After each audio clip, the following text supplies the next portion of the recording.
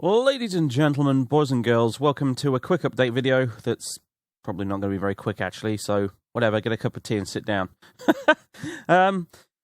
Just a discussion, really, because we've not had one. Welcome to my desktop, by the way. The background is appropriate today, considering what we're discussing. Anyway, welcome to this video where I'm going to discuss basically just what's going on with the channel now, what's happening in the future, and that sort of thing, because we've not really sat down and had a proper discussion since the Skyrim LP officially finished. I put a little community post up not long before Skyrim actually ended, and I've informally discussed things a little bit on Twitch broadcasts I've done, but I haven't had an official kind of sit down and chat with you YouTube folks about what's going on. So that's what we're going to do today. So, Skyrim is finished. It is done.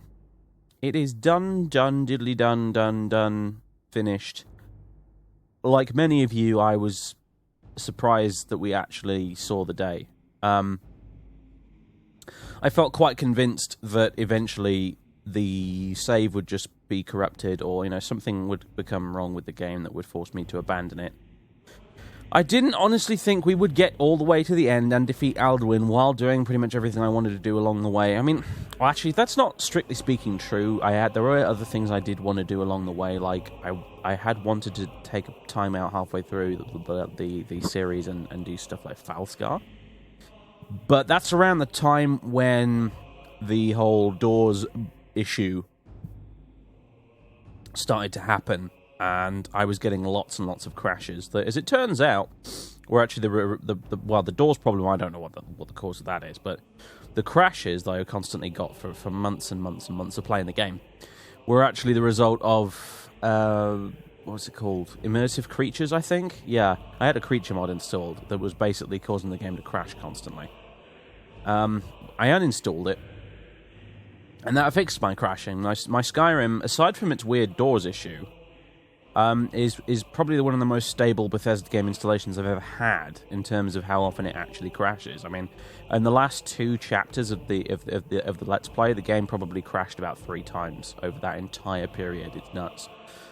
It's really, really stable from that perspective. Obviously, though, the save game itself does have issues. The doors bug being one of them. One of the reasons we never actually went to Markarth in the end, in the entire Let's Play, was because the doors bug would have made Markarth a really awkward place to visit, unfortunately. Because Markarth is full of little events that happen only the first time you walk around it. But in order to unstick all the doors in Markarth, I would have to go in there with the script run around the entire place, literally stand next to every door until it unblocks. And then, then come back and pretend as if nothing happened, and that wouldn't really work because you've got like events like the marketplace assassination and that sort of thing that happen as soon as you walk in. So we never really went to Markarth in the end. There's nothing wrong with the place. It's probably one of my, in terms of places like of all the cities in Skyrim, Markarth probably ranks up there as one of my favorites, actually. To be honest, but we never went there in the end because the main quest certainly never took us there. None of the other quest lines took us there. And yeah, so we never went there. It's just one of those weird things, I suppose. But anyway, what was I going on about? Yeah, okay, so yeah, the save game does have a few issues. The doors one is the primary one. It was doors and chests, weirdly enough, as well. Sometimes chests get stuck if they're in exterior cells, so doors and chests outside being broken, basically. And also, as a result of uninstalling unimmersive creatures, I call it unimmersive creatures because it keeps crashing all the time. Wasn't very immersive, I suppose. But slip of the tongue there.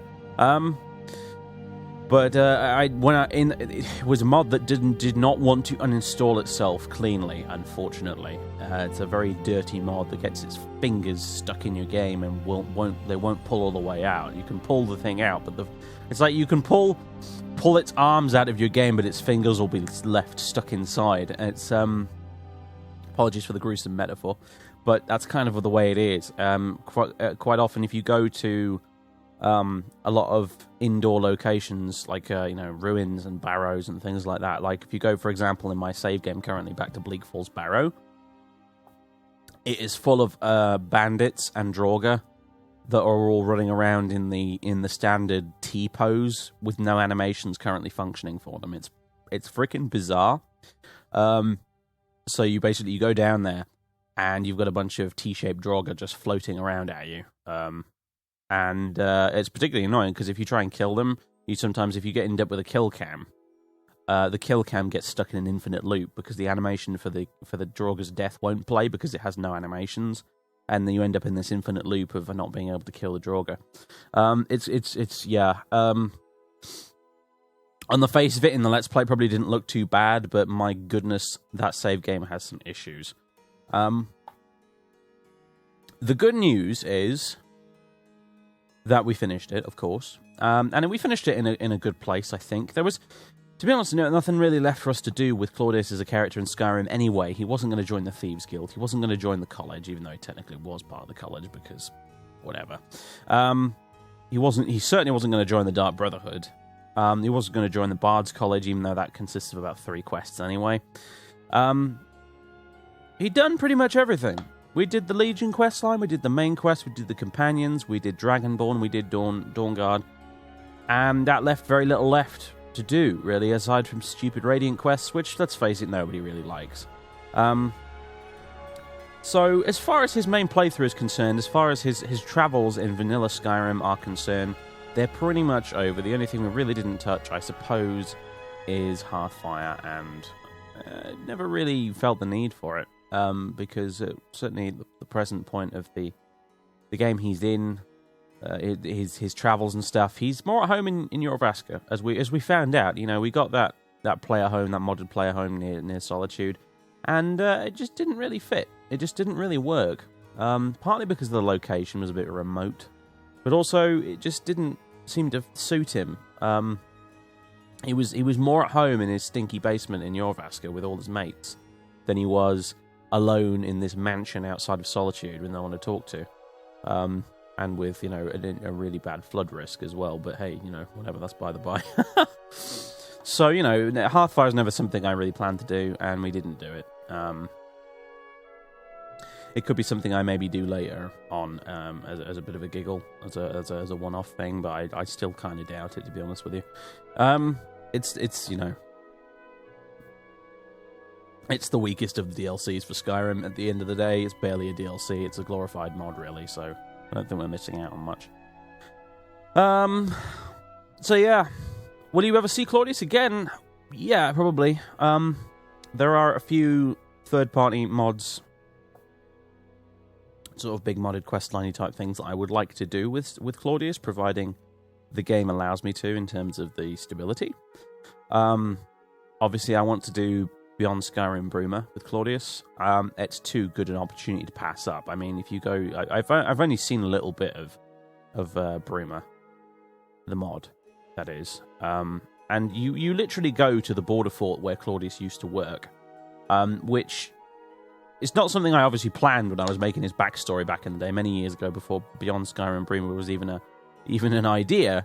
But it's a fun coincidence that pretty much the border fort he used to work at outside Bruma is in Bruma, the mod, and it would be, I can't not go there with Claudius. It would be fantastic, and I'm looking forward to exploring the mod anyway, because I've heard it's very, very good, and from the bits of it I have seen look very, very good as well. So at some point we will be doing that, I think, and because it's a new world space, so to speak, it won't suffer, hopefully, from the issues that we've had in the old Skyrim world space, i.e. we won't have blocked doors everywhere, we won't have bugged out creatures everywhere, because that only seems to occur in places in the vanilla world space, particularly when it comes to the bugged creatures in caves and things that I've already visited.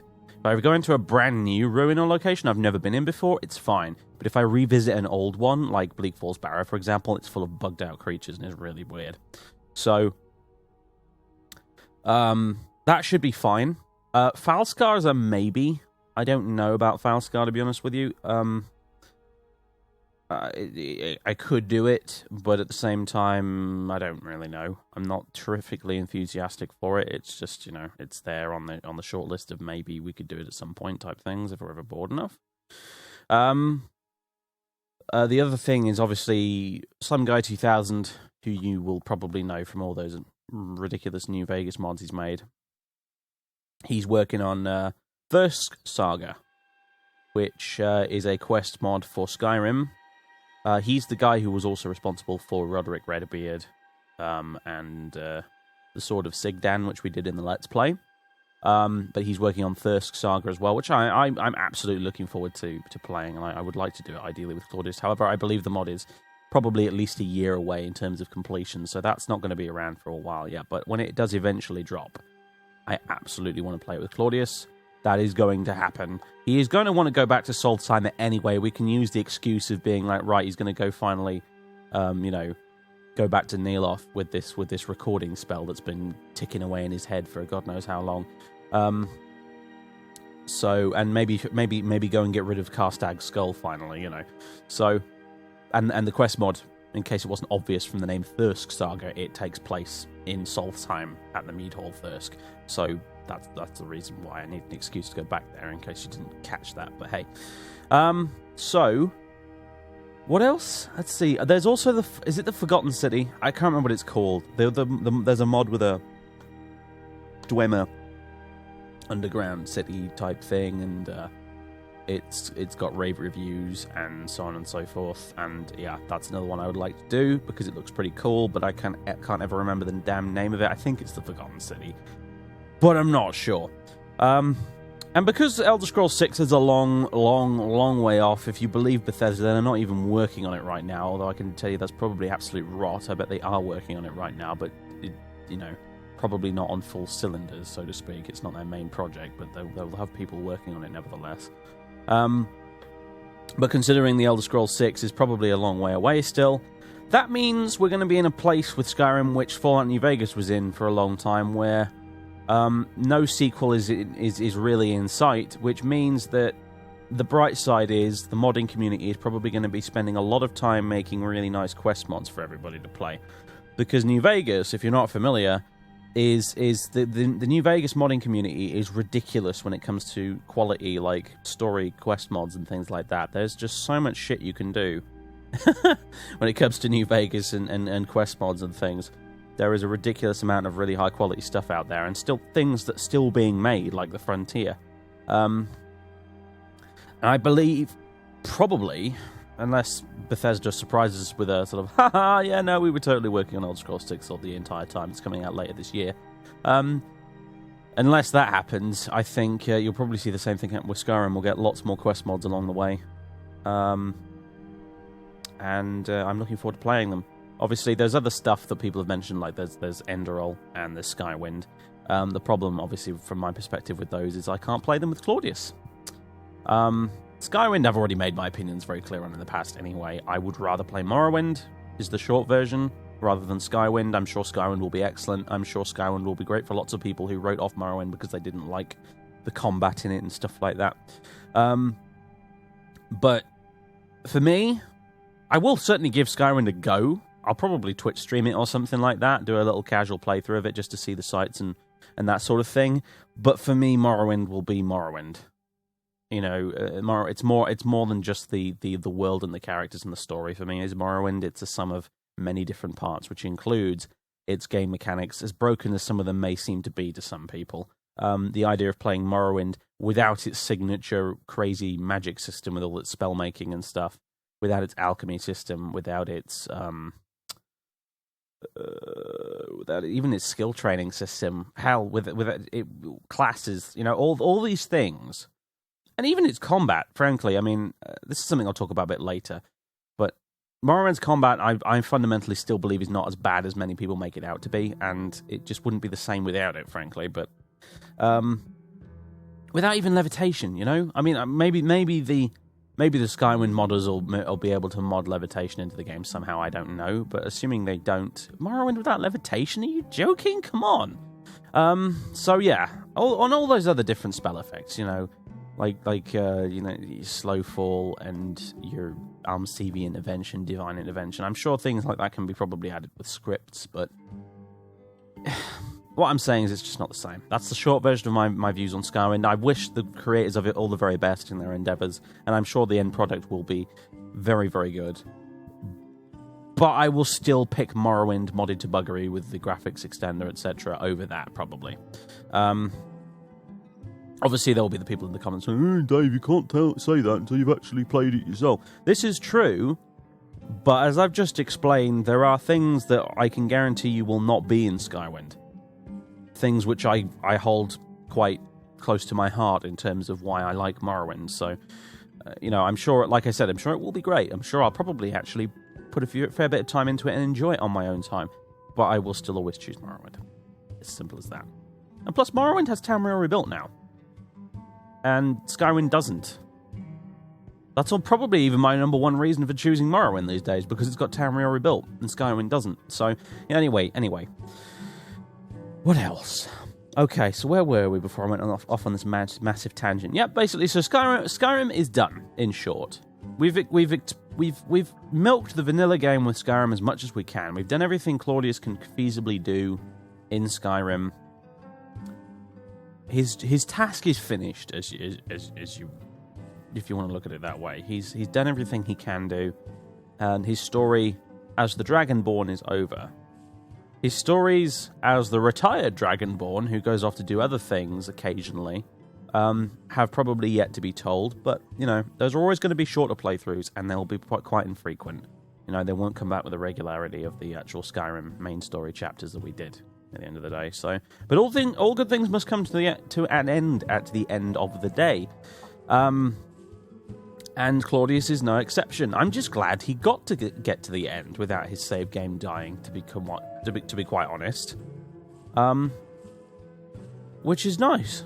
And so there it is. And I'm glad everybody enjoyed it, and I read all the comments on the final video, and it was quite heartwarming to see everybody's reactions to the thing finally ending.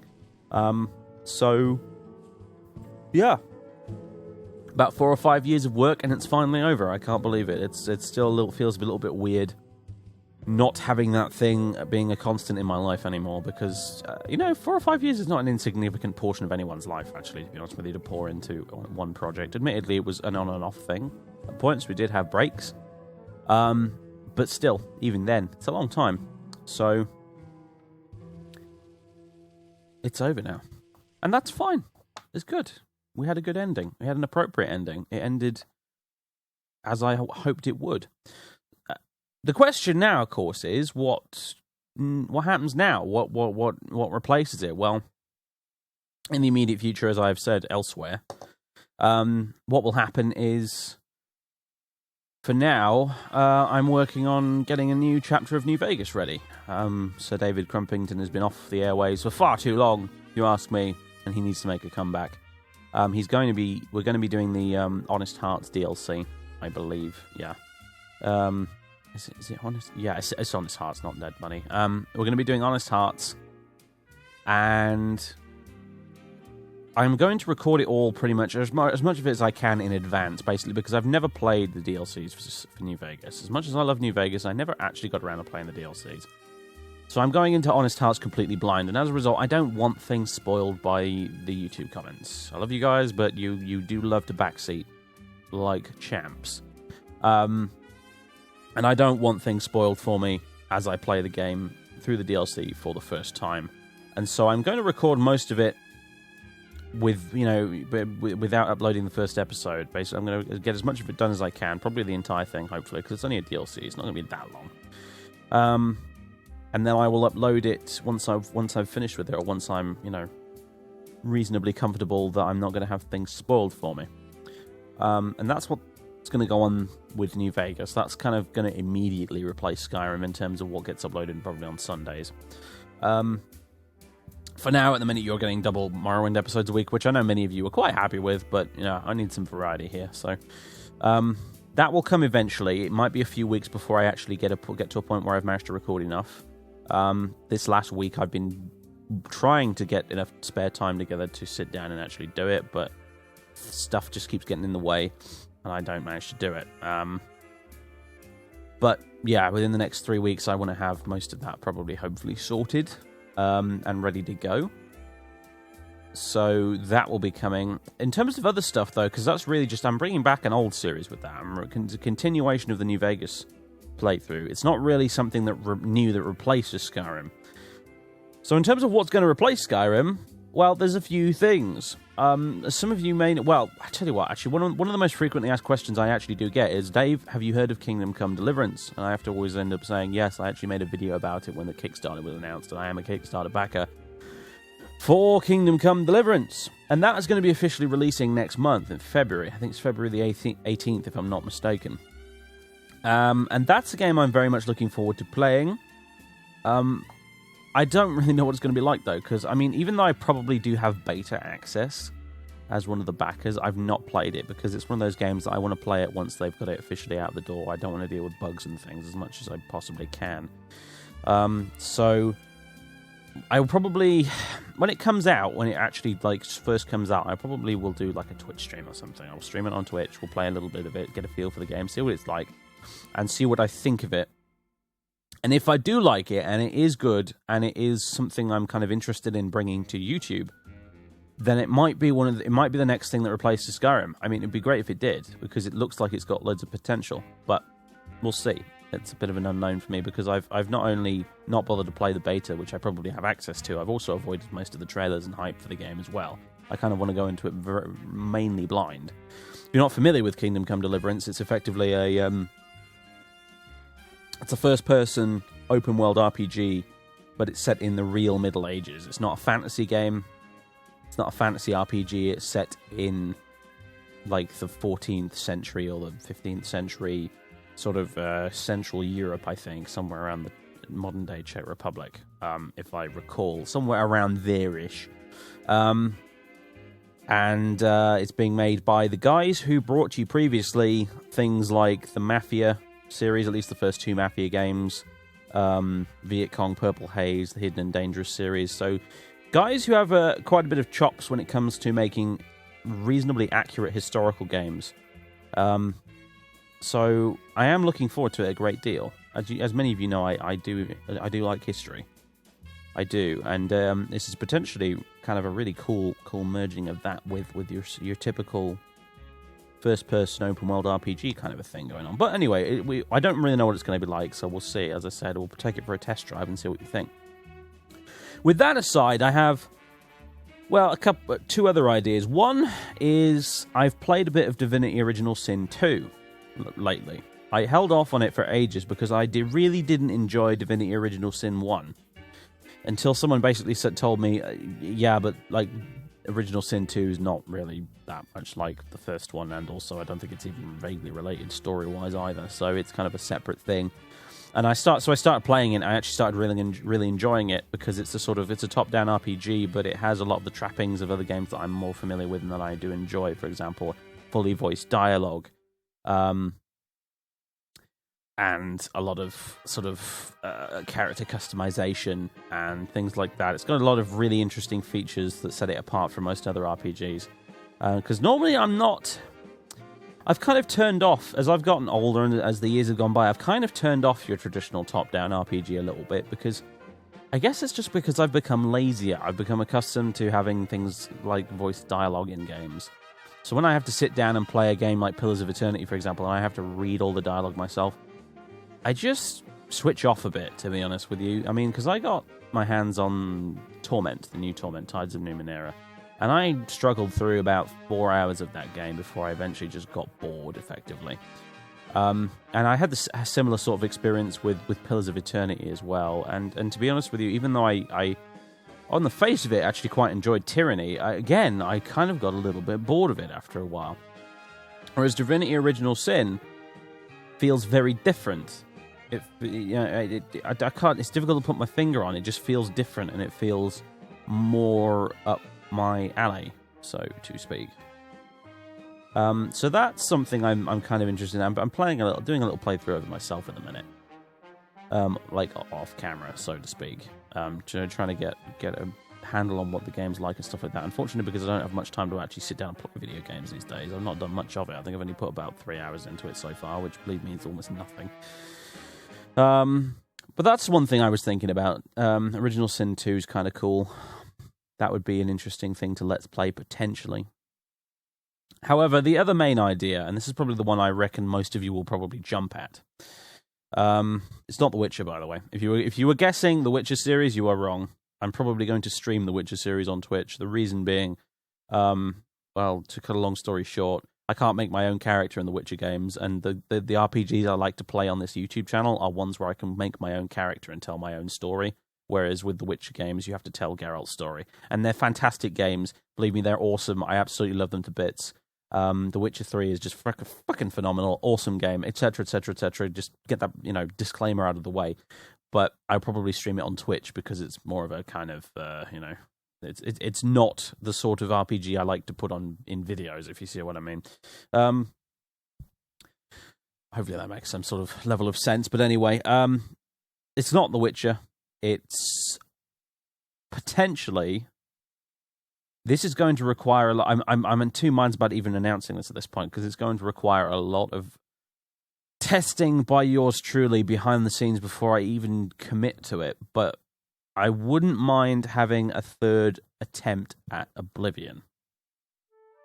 The reason what's prompted this is the fact that you can now get Oblivion on GOG. You don't have to use the Steam version, and I suspect, possibly wrongly, but I suspect that at least some of my modding problems with Oblivion in the past and stability issues may have had something to do with the fact that I was playing the Steam version. Because the game is from an era in PC gaming, shall we say, where Steam kind of caused problems for modders with certain games. Morrowind is definitely one of those games that the Steam version has some problems with when you want to mod it. I remember the original Rome Total War had issues with the Steam version when it came to modding that have still never really been truly fixed to this day. I suspect Oblivion may have had some weird behind the scenes issues. But now you can get the DRM-free GOG version of the game, which I've downloaded and I've installed, and I actually played it the other night for a little bit, just dicking around in vanilla on a Twitch stream. And I would like to have another go at it, because, quite frankly, we've had 2 attempts at Oblivion. We had Idris, which everybody, the people who are around for it know and love, you guys got very, very attached to Idris, even though... all we really did with him was, like the first quarter of the Mages Guild quest line, and we did the Kvatch stuff, the Battle of Kvatch. So we did that, and we did a bit of the Mages Guild, and that's all that actually ended up getting accomplished. It worked out nicely in the end, because it told its own little story. It was just Idris, this high elf mage who comes to Cyrodiil, joins the Mages Guild, and settles in at the Arcane University, where he wants to just sort of do his mage research and stuff like that, and that's kind of where it left off.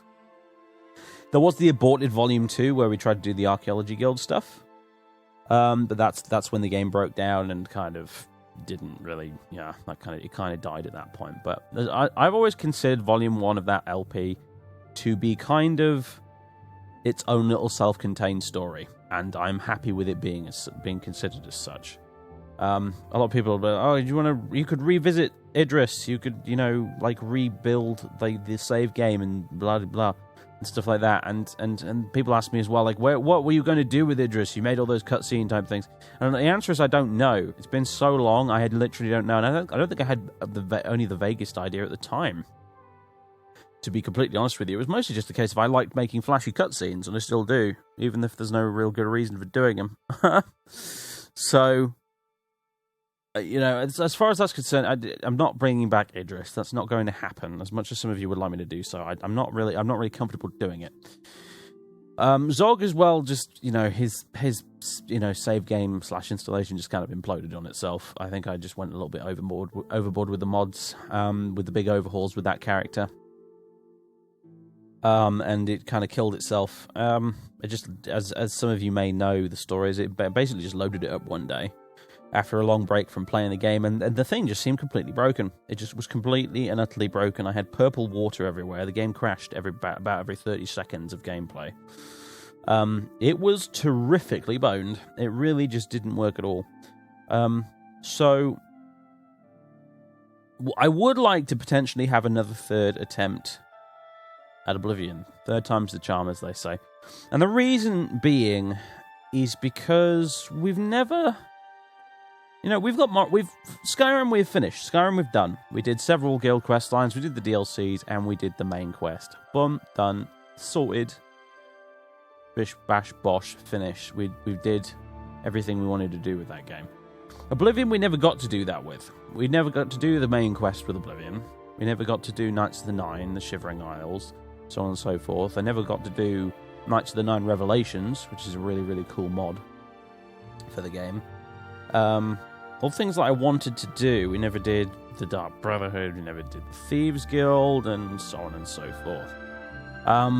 There's a lot we didn't do with Oblivion, and there's a lot I would like to do with Oblivion if I was going to do it again. And that's what I'm hopefully thinking of doing. If I can get... Basically, I've got the GOG version of the game installed. I'm going to install some mods for it. I'm going to keep it as basic as I possibly can. I think we're literally probably talking absolutely no monster mods whatsoever, because I think they are a chief cause of a lot of my problems, monster mods. So no monster mods at all. I'll probably install better cities and unique landscapes, because those are probably the two mods that I truly cannot play Oblivion without. I really can't play the game without both of those mods. At the barest of barest minimums, I can't play without unique landscapes. Like, the game is just so dull to explore if you don't have unique landscapes installed. But ideally, better cities and unique landscapes are what I would like to have installed as the barest of barest fucking minimums for the game. Beyond that, I would like to have Oscuro's Overhaul as well, because I've come to really like Oscuro's Overhaul because it basically fixed a lot of my issues with that game, i.e. the level-scaled enemies, your stupid, your classic, your highwaymen and bandits in Daedric armor, which are worth more than anything they could rob off people. Kind of ridiculous bullshit. The difficulty issues, all the scaled loot that never was any good until you got to high level. It fixed a huge heap of those issues, basically. So really, ideally, my bare minimum of mods for Oblivion is better cities, unique landscapes, and Oscuro's Overhaul. And that's what I'm going to try and run with. So no Mascar's Overhaul, no Mart's Monster mod, no Oblivion character Overhaul. Honestly, I can deal with potato faces in Oblivion. Honestly, at this point, it just makes me nostalgic more than anything else. And character Overhaul was a pain in the dick to install in the first place anyway, frankly, and you had to install a bunch of extra plugins as well just to make it work, and it was kind of a mess, and I wasn't 100% comfortable doing it in the first place. I only installed it a second time with Zog because I basically had to in order to make the orcs not look horrible. But yeah, I won't be bothering with that. Possibly I'd use maybe the alternative start arrived by ship mod, because that's a good old staple that I've used in the past many times. That's a good solid mod. But even then, I might not use that. I might even go with the standard you're in the Imperial dungeons helping the Emperor escape beginning. Because I've not done that one yet, have I? I did, let me think, I did, what was Zog's? I think he started off in the Imperial City, I think. But, or did he? Or did he start off in Leowin? I can't bloody remember now. Whatever. Zog started off wherever it was that Zog started off. I think it was in the Imperial City. What I do know is he didn't do the standard vanilla start. Idris obviously started off in Anvil and worked his way around the province. So possibly I would just do the vanilla start with the Emperor and the Blades. Potentially. I don't know. And yeah, I mean, here's the thing with Oblivion, and this was made painfully obvious to me when I streamed it the other day and we booted up the game and I played through a little bit of it, and some of my issues with the game started to come back to me. The nostalgia kind of bled away slightly, and I was left with some of the the flaws the game has that I wasn't particularly happy with. One of which was the fact that the combat in Oblivion is frankly garbage. It's rubbish. A lot of people make a big deal about how Morrowind's combat was crap and Oblivion's was great. I don't think that's could be further from the truth, in my opinion. I find Morrowind's combat nowadays, looking all the way back down all the Elder Scrolls and Fallout games that they've done, I find Morrowind's combat to be much more engaging than Oblivion's. It's a lot more tactical, it's a lot more lethal, it's a lot more difficult, it's a lot more tense because you can die very quickly and you have to make very careful use of your equipment and your magical trinkets and your spells and stuff to survive in a lot of encounters in Morrowind. Whereas in Oblivion, it mostly just comes down to an enemy is as difficult as A, the amount of damage he does with each hit, and B, how much health he has. Generally speaking, it's literally just a case of, oh, this guy's a huge damage sponge. And that's what Oblivion really boils down to. The combat is resolved in one of three ways. One, you go in with a melee weapon, you block his attack, then you hit him 2 or 3 times, then you block his attack, then you hit him 2 or 3 times, and you do that repeatedly until he dies. Or you use a bow, which means you basically just run backwards. You run backwards for about 10 minutes, shooting hundreds of arrows into the guy until he dies. Or you're a mage, which makes things a little bit more interesting, but not really. You know, realistically, you might summon a few allies, like some skeletons or a scamp or something, but you'll mostly just be doing the same thing as the archer. You'll be running backwards, throwing fireballs at the guy until he dies, basically. There's a bit more variety there because there's other spells you can do, and you can do a bit of spell making and stuff like that. But generally, it boils down to running backwards, throwing fireballs. And I find that really, really dull. It was the first thing that struck me when I played Oblivion again the other day on the Twitch stream. As soon as I got into a bit of combat with a few bandits when I was running around in the wilderness, I was like, holy shit, I forgot how boring this was. So I would want to play a character, probably. Here's my slightly radical take on how I could do this and actually still make it interesting both for myself and potentially the viewers as well. Is I would like to play a character, and because any other alternative really is you install a combat mod, which historically have always been buggy as shit, like Deadly Reflex, my goodness. Deadly Reflex was an ambitious mod at the time, I have to say. And it was notable for having some fairly wonky animations and also being pretty buggy, as in it would crash your game quite frequently. So that's really not an option. So basically, my radical solution to this is to possibly play a character that actively avoids combat as much as possible. I would like to play a stealthy character who tries to, as much as you possibly can in that game, which sometimes is it's unavoidable, you have to fight stuff, but as much as I possibly can, actually sneak around enemies and use stealth rather than just straight up fighting them, basically. That's what I would like to do. However, what I don't want to do is play a Dark Brotherhood assassin evil character, because I'm not down for that. I mean, a lot of people adore the Dark Brotherhood questline in Oblivion, and admittedly it was quite good, I suppose. But I'm not comfortable playing that kind of... You know, you sort of...